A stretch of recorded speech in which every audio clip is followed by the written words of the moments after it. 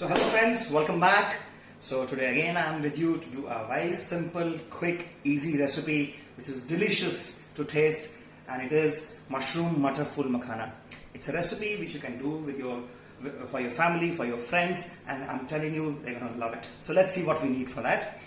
We have desi ghee. I believe that Indian food goes well with desi ghee, but you can use refined oil. And then we have green peas. I've got some sliced onion over here. I've got some mushroom which I have already cut into quarters. I've got some cashew nut, just to give the richness. A little bit of whole spices. I've got cinnamon.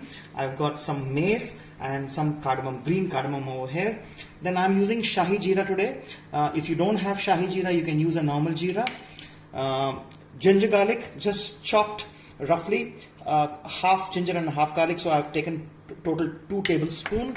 Then of course I have phool makhana.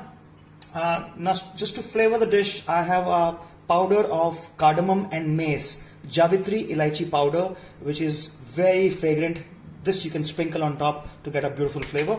Of course I would just need a little bit of cream, a little bit of whisk yogurt, and then for spices I have chili powder, salt and turmeric, and just to finish it off I'll just chop some fresh coriander on top to give the freshness to the dish. The whole thing lifts up. So let's start cooking a special dish today. So to begin with, we have a pan on, and it is nice and hot.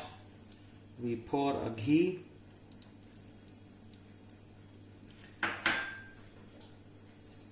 So we just add our spices.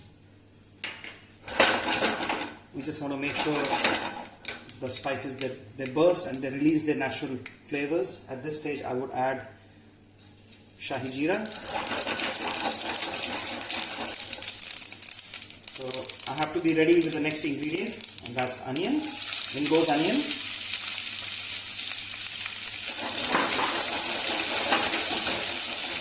And along with onion, I'm going to brown the cashew nut as well. So we cook onion slowly. Meanwhile, the cashew nuts will get cooked. I'm not boiling it separately, so it's one step minus. So in go the cashew nuts.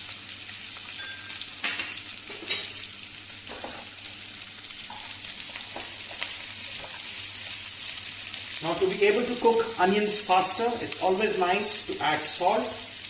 Adding salt helps to release the moisture from onions, and the cooking becomes faster. The browning becomes faster. So what we are trying to get here is to have a golden brown color on onions, and then we're going to add the next ingredients, which is ginger and garlic. So let's cook it for another next 3 to 4 minutes and see what comes out. The onions are golden brown, and then we have cashew nut which I have taken a browning. So at this stage we add our next ingredient, which is ginger and garlic, finely chopped. So now it's cooking for last 3 to 4 minutes, and we see ginger and garlic has got a nice color. At this stage we add turmeric. We want the curry to be a little yellow, so turmeric will be a little more. And I add red chili as per my taste. So cook it a bit, and then we switch off the flame. We need to cool this mixture, and we need to grind this to a fine paste. So now our mixture is all cooled. So we blend the mixture with our beaten yogurt. So in goes the yogurt in my mixer. And I add my onions, ginger garlic and cashew nut. I add all these ingredients to make a fine paste. So we have blended a mixture to a smooth paste. Just make sure it's nice and smooth. You get a good texture of the curry. And now I have some reserve oil in my kadai. I'm going to cook makhanas a little bit. We fry them a little bit because there is a spice and flavors inside, so we want to absorb all the spice and flavor. So let's do that.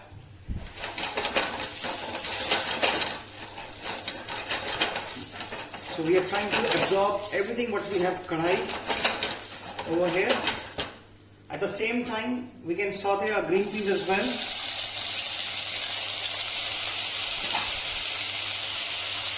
This would need a little bit more of salt because we have to season the peas and makhana.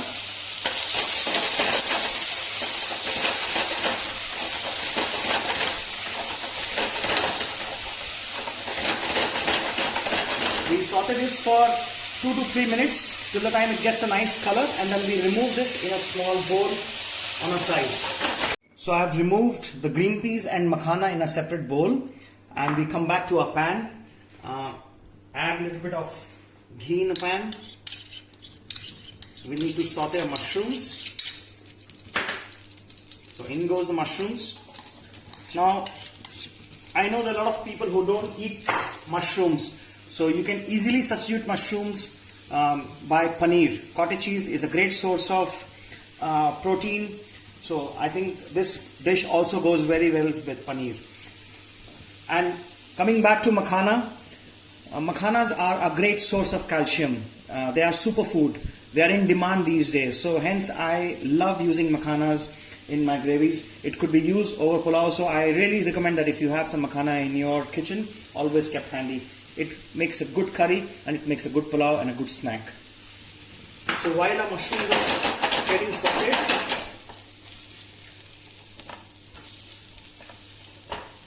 we add a little bit of salt on mushrooms.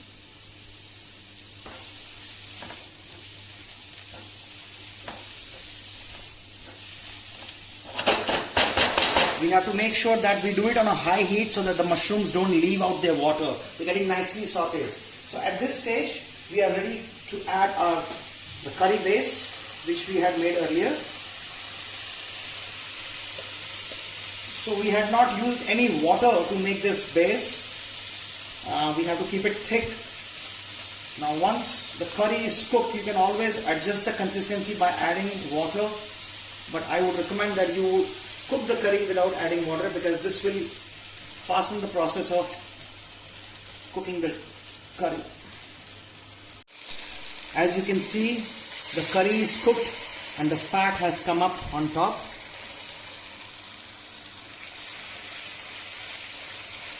We add our next ingredients, which is a little bit of cream. I'm going to reserve some cream to garnish on top. At this stage, we are ready to add our sauteed makhana and green peas.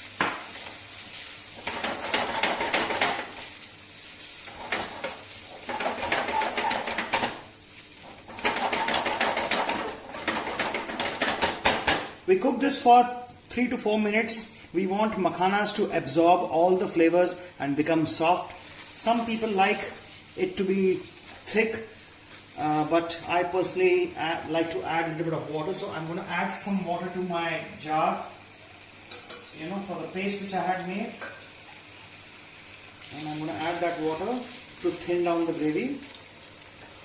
Makhanas also absorb the water, the moisture from the curry, so we have to make sure that whatever liquid we add in, makhanas are going to absorb that. So I guess that's a good consistency. Now at this time, I have chopped the coriander and I'm going to add half of it because I want the coriander to cook with the curry. This will give nice flavor, and rest we're going to keep it for garnishing. Now let this simmer for 4 to 5 minutes till the time we get a good boil and we get makhanas to absorb all the liquid and they become nice and moist, and then we are almost good to go. So the curry is cooking beautifully. It's bubbling away and I can see the fat has come on top, the ghee has come on top, and the makhanas are looking soft, they're looking good. So at this stage we add the rest of the coriander, and then we add mace and cardamom powder. This gives a beautiful flavor to the dish.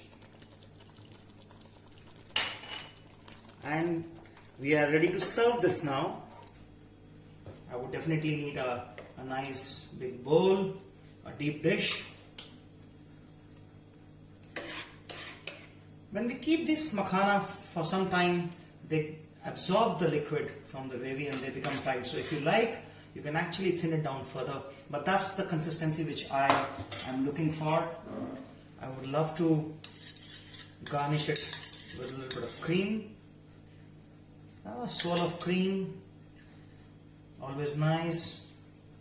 And then maybe a nice sprig of coriander, just to make it look beautiful. So here it is, our makhana, mushroom and mutton dish, which is ready for your family and for your friends to enjoy.